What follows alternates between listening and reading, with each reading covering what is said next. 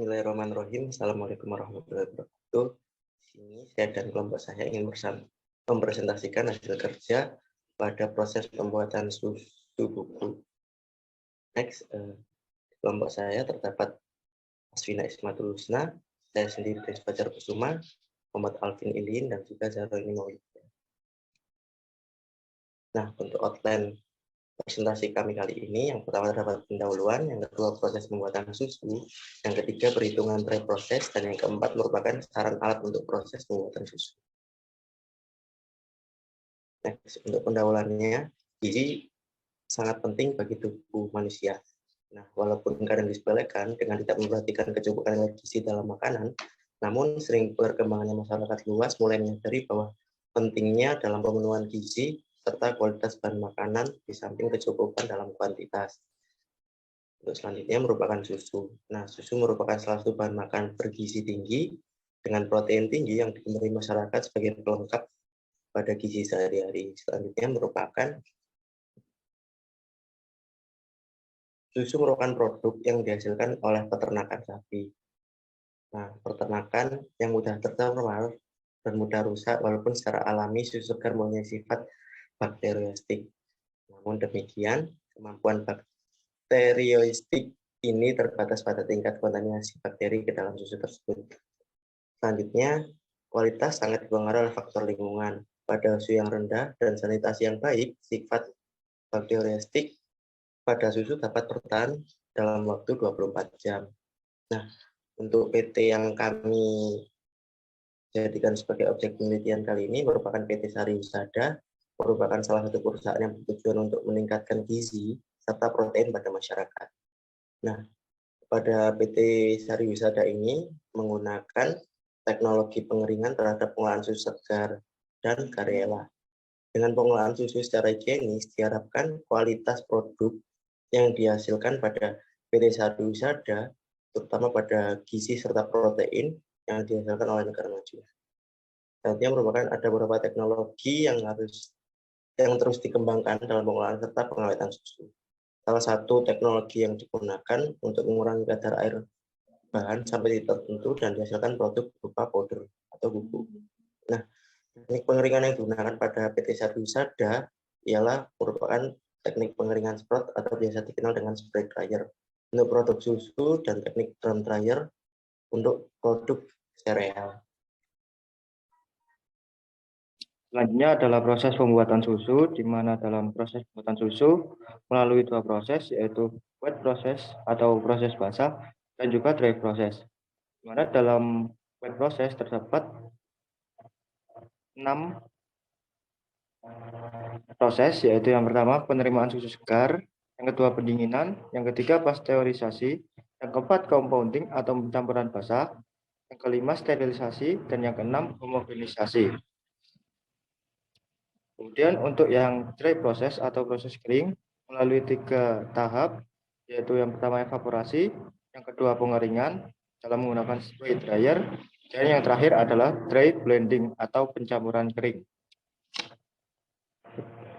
Kemudian dalam wet proses, yaitu yang pertama penerimaan susu segar, di mana dalam penerimaan susu segar ini adalah penerimaan susu dari beberapa KUD. Kemudian yang kedua yaitu pendinginan, di mana susu yang telah disaring masuk ke dalam plate cooler berupa plate heat exchanger atau PHE pada suhu maksimal yaitu 14 derajat Celcius untuk didinginkan, sehingga untuk mencapai suhu 4 derajat Celcius menggunakan media air dingin bersuhu 2 derajat Celcius.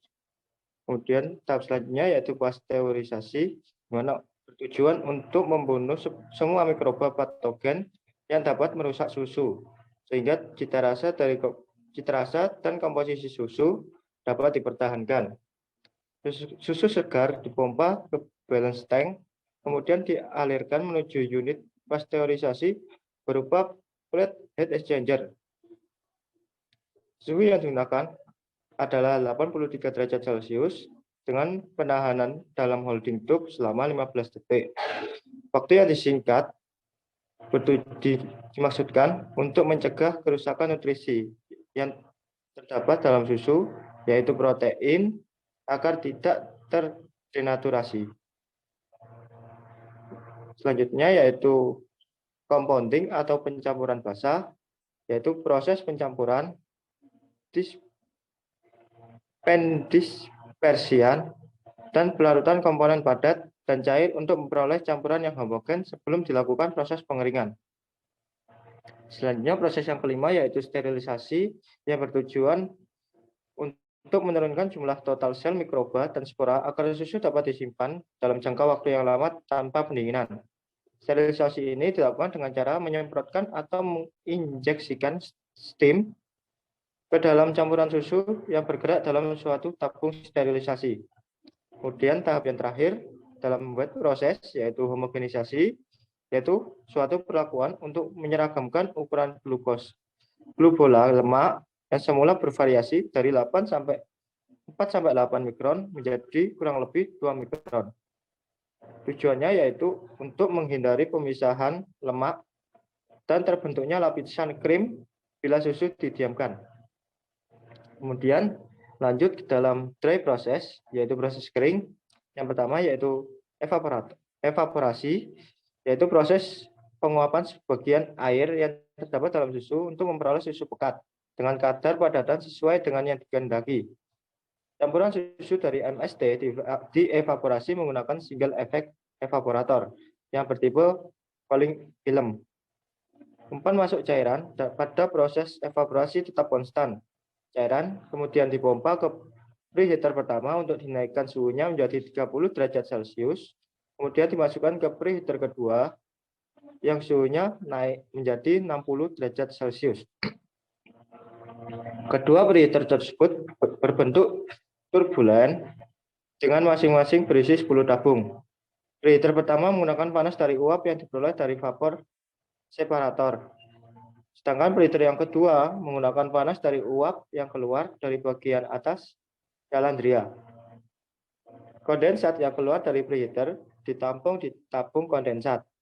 Dari preheater kedua, campuran lalu dibawa masuk ke calandria evaporator, di mana campuran dilewatkan ke dalam tabung pada suhu 60-70 derajat Celcius.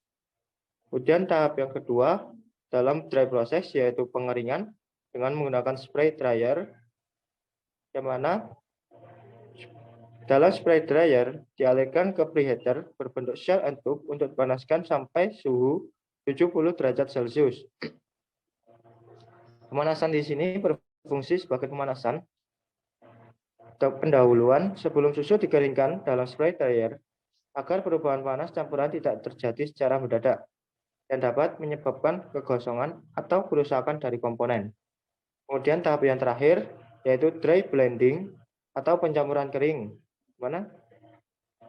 Dalam dry blending ini, proses pencampuran base powder yang dihasilkan dari spray dryer dengan raw material lainnya seperti whey powder, gula, dan material premix.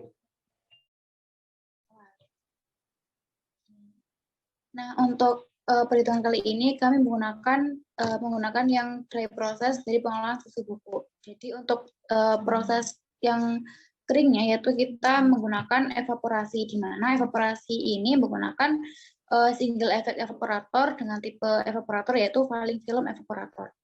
Nah, untuk komponen dari feed sendiri yang pertama adalah air sebanyak 18%, kemudian ada lemak 7%, kemudian protein 4%, laktosa 6%, mineral 4%, dan juga kalsium 3%. Sehingga total komponen dari feed yaitu 42%.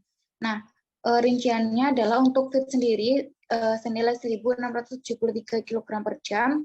Kemudian untuk fraksi feed-nya ada 42% didapatkan dari komponen feed.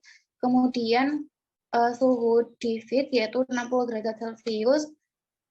Kemudian ditambahkan 273 sehingga menjadi 333 Kelvin. Kemudian untuk nilai entropi dari feed itu didapatkan dari perhitungan yang akan kami hitung di perhitungan selanjutnya. Nah, kemudian untuk di bagian steam yaitu ada suhu steam di mana suhunya itu menggunakan 180 derajat Celcius. Kemudian untuk entalpi dari steam nanti didapatkan dari appendix, kemudian pressure-nya kita menggunakan 0,5 atm, kemudian untuk nilai steamnya sendiri nanti akan dihitung melalui perhitungan. Nah, kemudian untuk vapornya sendiri ada nilai V nanti ada di perhitungan, kemudian T1 yaitu 100,17 derajat Celcius, di mana untuk nilai T1 ini didapatkan dari titik didih dari susu sendiri. Nah, kemudian nilai V itu sama dengan 0, dan juga nilai entalpi dari V nanti didapatkan dari perhitungan. Nah, kemudian adalah kondensat, di mana kondensat ini sama dengan steam, dengan suhu steam itu 180 derajat Celcius, kemudian untuk entropi dari steam dan juga nilai steam didapatkan dari perhitungan.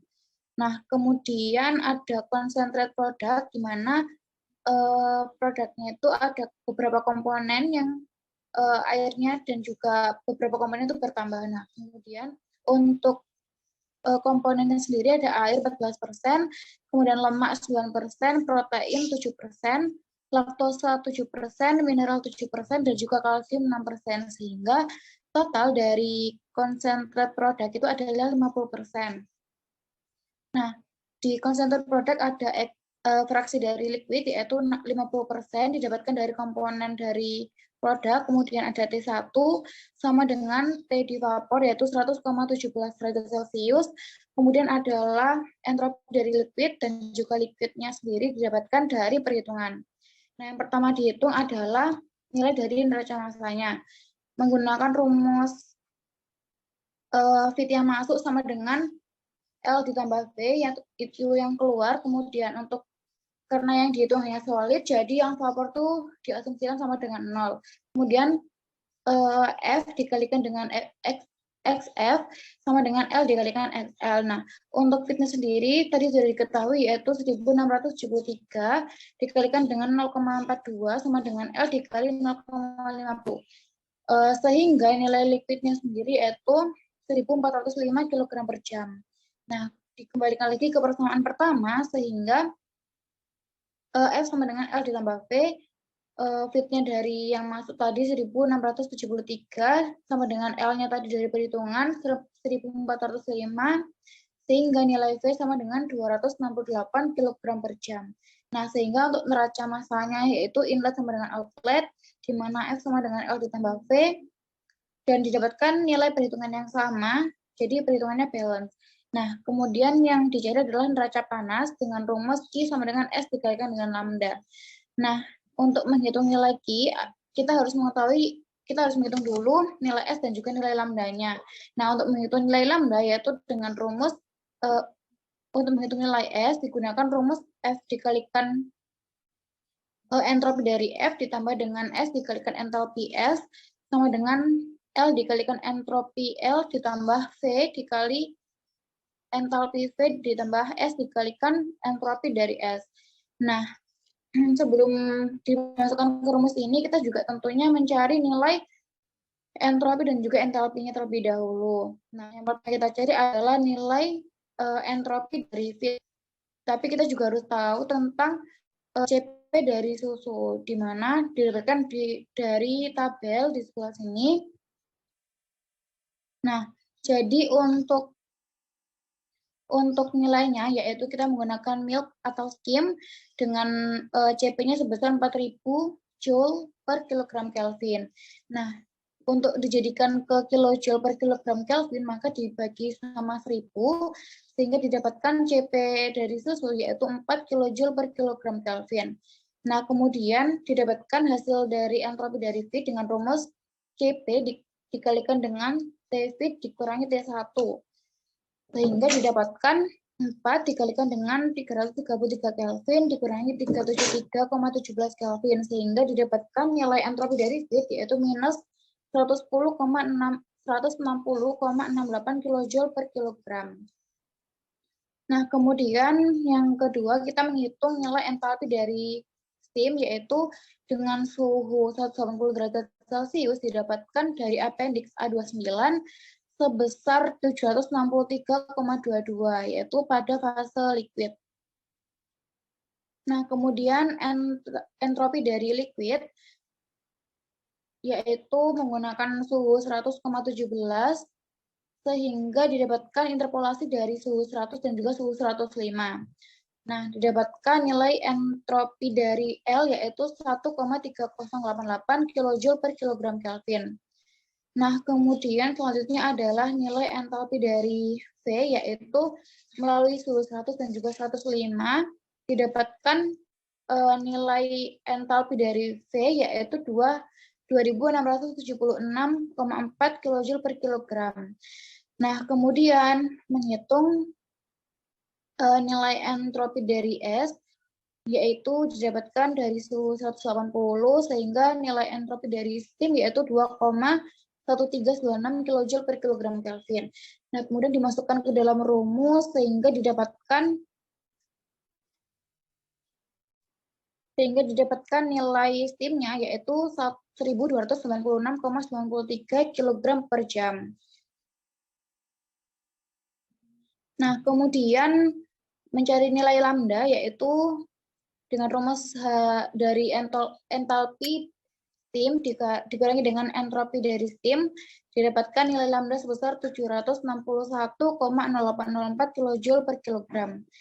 Nah, sehingga dimasukkan ke dalam rumus dari Ki yaitu S dikalikan lambda sehingga 1296,93 dikali dengan 761,0804 dikali 1000 per 3.600 sehingga didapatkan nilai Ki yaitu 274.184,85 watt atau joule per second. Nah, kemudian dari perhitungan tersebut dihitung dengan perhitungan steam ekonomi dengan V dibagi S di mana nilai V diketahui adalah 267,68 dan nilai S adalah 1296,93 sehingga didapatkan steam ekonominya 0,21. Hal tersebut menunjukkan bahwa di dalam pembuatan susu bubuk ini di evaporasi ini menggunakan single effect evaporator.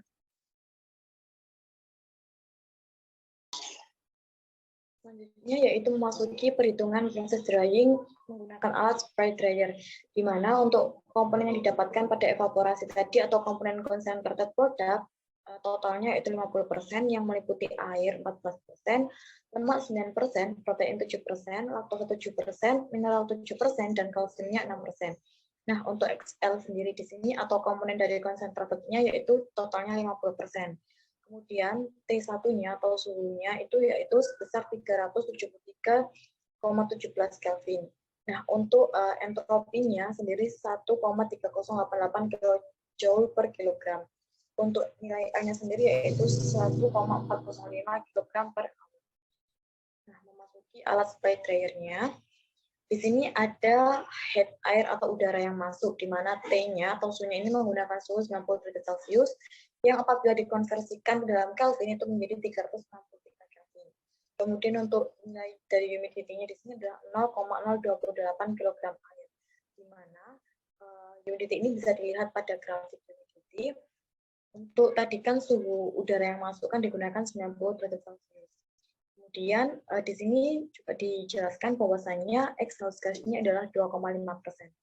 Jadi yang di sini kita cari temperaturnya 90 derajat Celcius, kemudian exhaust gas-nya adalah 2,5%. Kemudian jika sudah ketemu titiknya, ditarik ke sebelah kiri sampai ke 100%, diperoleh nilai dari temperatur wet bulb-nya yaitu sebesar 30 derajat Celcius, dan untuk nilai dari humidity-nya sebesar 0,028. Kemudian diperoleh juga dry product-nya yaitu sebesar 97,5% yang meliputi ada komponen air, lemak, protein, laktosa, mineral, kalsium, seperti yang tertera pada Excel. Kemudian untuk asumsinya, di sini asumsi luas alat yaitu sebesar 3,5 meter kuadrat. Kemudian perhitungan neraca panas di sini rumusnya yaitu Q sama dengan H atau heat transfer dikalikan dengan T, temperatur dikurangi dengan temperatur wet bulb-nya dikalikan dengan luas alatnya. Nah, sebelum ini kita mencari H-nya. Di sini unit volumenya rumusnya yaitu 2,83 dikalikan dengan 10 pangkat min 3 ditambah 4,56 dikalikan dengan 10 pangkat min 3 dikalikan dengan H atau humidity dikalikan dengan T temperaturnya. Nah, diperoleh volume unitnya itu sebesar 0,2662 meter kubik per kilogram. Kemudian kita mencari densitas dari 1 kg udara kering ditambahkan dengan 0,010 kg H2O. Nah, rumusnya yaitu 1 ditambahkan dengan 0,010 dibagi dengan 0,965. Nah, 0,965 ini diperoleh dari appendix. Tadi kan suhu yang digunakan yaitu suhu 90 derajat Celcius. Nah, untuk densitasnya sendiri bisa dilihat di yang ini, bahwasanya nilainya adalah 0,96534. Kemudian diperoleh hasil 1,047 kg per meter kubik.